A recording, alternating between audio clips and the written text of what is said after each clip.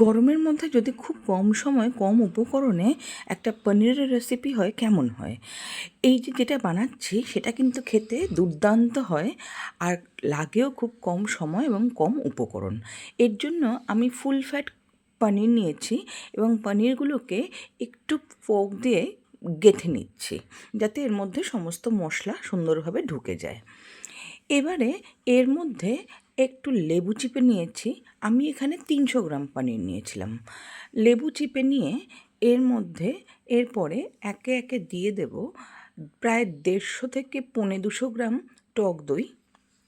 এছাড়া দেব নুন, কালো গোলমরিচের গুঁড়ো আর রসুন আদার পেস্ট। এটাই হচ্ছে এর মশলা। এবারে এটাকে দিয়ে তারপরে এটার মধ্যে অ্যাড করব গরম মশলার গুঁড়ো।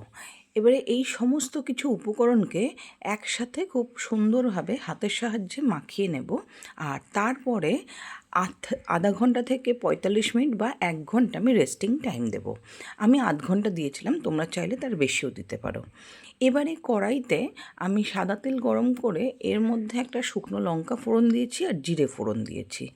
তারপরে আগে থেকে মেখে রাখা পনিরটাকে এর মধ্যে অ্যাড করে দেব। পনিরটাকে দিয়ে বেশি কিছু কিন্তু করার নেই। পনিরটাকে পুরোটা দেওয়ার পরে এটা ধুয়ে একটুখানি জল এর মধ্যে অ্যাড করে হালকা করে আঁচটাকে রেখে মোটামুটি 2 থেকে 3 মিনিট নাড়িয়ে আমি ঢাকা দিয়ে রেখে দেবো প্রায় 5 থেকে 6 মিনিটের জন্য। 5-6 মিনিট পরে যখন আমি ঢাকনাটাকে ওঠাবো তখন কিন্তু আরও প্রচুর পরিমাণে জল রিলিজ করবে, কারণ এর মধ্যে কিন্তু দেওয়া ছিল টক দই। তো এবারে আঁচটাকে সামান্য একটু বাড়িয়ে দিয়ে জলটাকে মজতে দেব, আর সাথে একটু অ্যাড করে দেবো চিনি, আর স্বাদের জন্য গন্ধের জন্য কাঁচা লঙ্কা, আর ওপর থেকে গোলমরিচের গুঁড়ো ফ্রেশলি ক্রাশড ছড়িয়ে দেব। দেওয়ার পরে এবারে আমি আর একবার নাড়িয়ে আবারও ঢাকা দিয়ে রেখে দেব। আর তার মাঝখানে আমার মনে হয়েছিল নুনটা একটু কম, সেই জন্য আমি একটু নুন অ্যাড করে দিয়েছিলাম। জলটা প্রায় শুকিয়েই এসেছে। এই পর্যায়ে একটুখানি ফ্লেমটাকে হাই করে খুব সুন্দর করে নাড়িয়ে চাড়িয়ে নিয়ে আমি কিন্তু এবারে বন্ধ করে সার্ভ করব।